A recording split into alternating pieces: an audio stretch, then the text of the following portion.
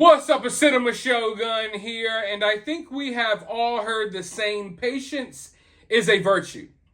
In fact, I've heard that saying so much that sometimes I think I overlook it, and I don't take the time out to really appreciate it because it is so true. One of the truest things that you will ever hear. And anytime I apply that logic to something that I'm dealing with, it is always beneficial for me. And I think that a lot of us, including myself, and especially people who dabble in true crime, we could benefit from remembering that patience is a virtue while dealing with certain cases. Because justice doesn't always come overnight. And we don't always get the answers that we want right when we want them. And sometimes, justice, and it's delayed. The way the criminal justice system is set up, I've said justice like 12 times already in this video. But it's often delayed, and you have to learn to be patient. In one case that's really taught me the importance of patience is the Gabby Petito case. Because after covering that case for months when it was going on, I couldn't help but feel cheated out of justice in a way. Because, of course, Brian took himself out the game, let's just say. I couldn't help but feel like there was a missing chapter to the Gabby Petito story. I never felt like I got closure from that case because it seemed like no one was going to be held accountable. Yet we are over a year out from that case, and now the wheels of justice are turning. And it looks like people are going to be held accountable, at least somewhat. Or at the very least, it looks like some of the people who we thought, the Laundries, were going to be able to just stay silent the entire time. Now they're going to be forced to talk. Now, I've covered a good bit of cases, and we've talked about a lot of different stories, and we've talked about a lot of interesting characters here on this channel. But none of them stick out to me quite like Stevie Two Tex Bertolino. That is, of course, what I call Stephen Bertolino, the Laundries lawyer. And if you've been watching me since that case, then you already know that. Well, throughout the Gabby Petito case, he was the mouthpiece for the Laundries.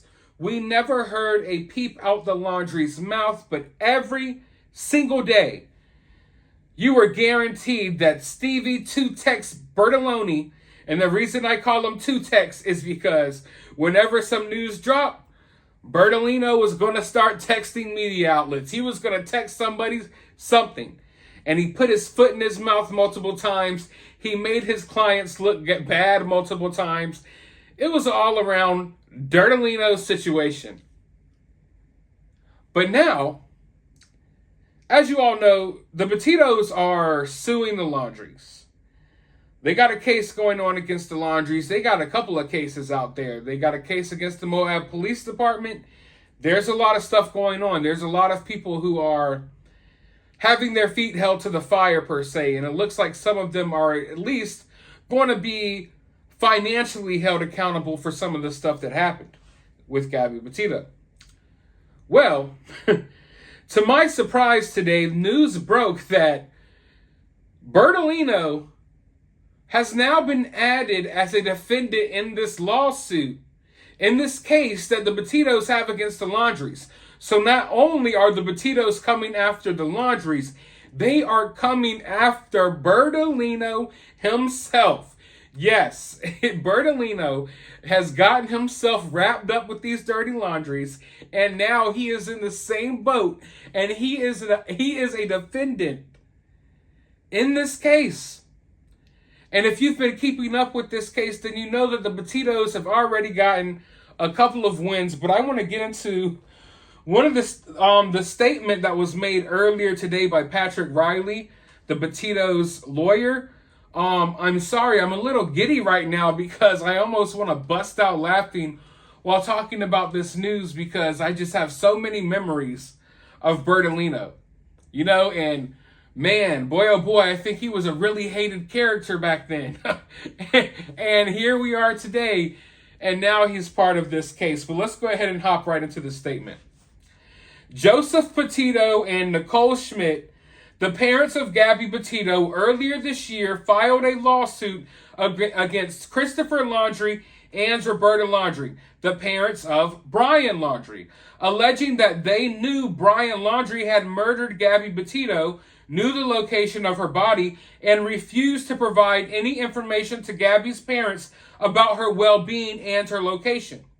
When they did choose to speak, it was through statements issued by Stephen Bertolino, including a statement on September 14th, 2021, that it was the hope of the Laundrie family that the search for Miss Petito is successful and that Miss Petito is reunited with her family.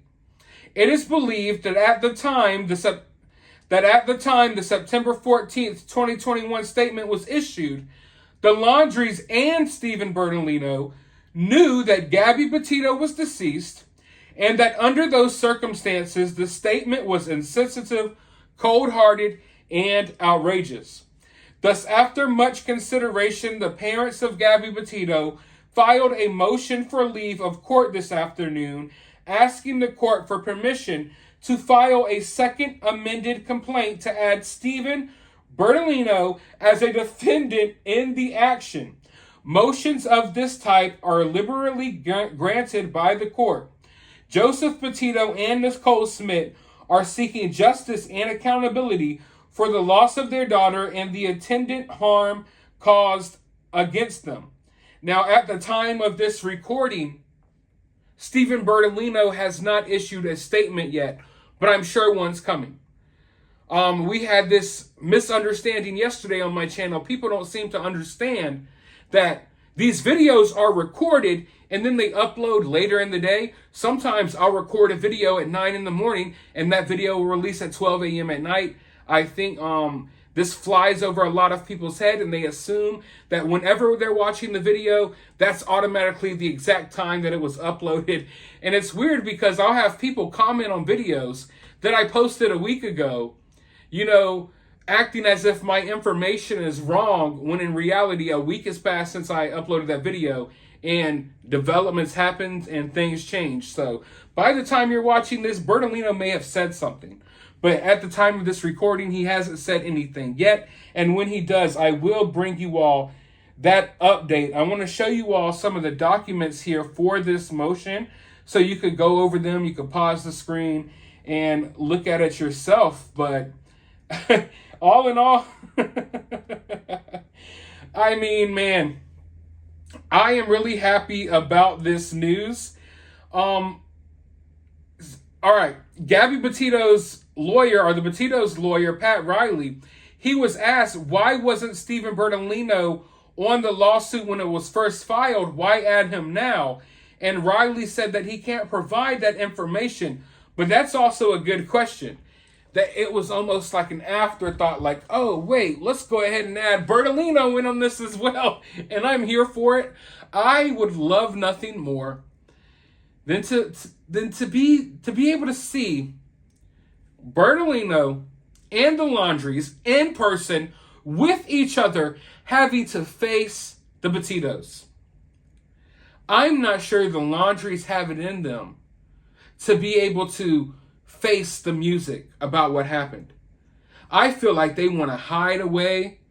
They want to become like hermit crabs that only crawl out when they need milk and eggs. I want them to have to face the Petitos because they never had the guts and they never had the heart to face the Petitos while this whole situation was going on. And now they're going to be pulled out of that comfort zone. They're going to be pulled out of their hideaway. And it looks like their dirty little lawyer, Bertolino, is going to be pulled out of that hideaway right with them. And man, this is going to be interesting.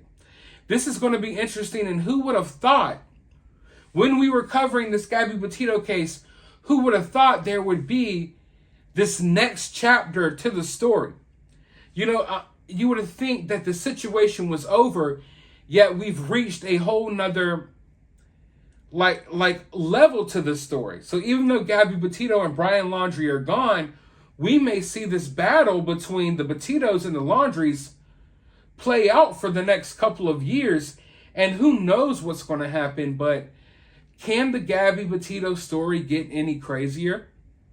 I think it's safe to say it's one of the crazier cases that most of us have seen, and to see that it's still playing out like this is a shock.